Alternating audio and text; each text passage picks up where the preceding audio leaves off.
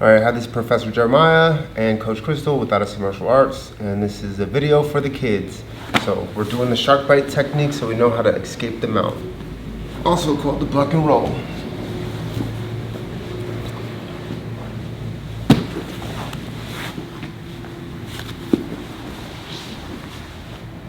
Are we still in the frame? Okay, so that was the demonstration. Here's the details of it. So two ways. One, if this person is trying to punch me, I can bridge and then I easily get their hands down. If they are just up and postured, then I can bump them forward with my knee so I get their hands connected to the mat.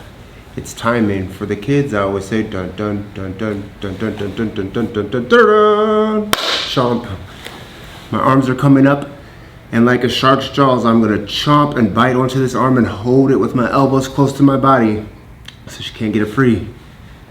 Then I'm also going to step my foot over the top of her foot with the chomp piranha bite so that I trap her foot.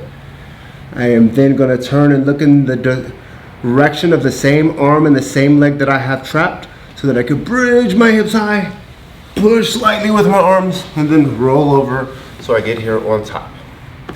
So that is the buck and roll escape, aka the shark bite escape. It's part of the kids grading for gray white testing, and I hope everyone was able to pick up the details.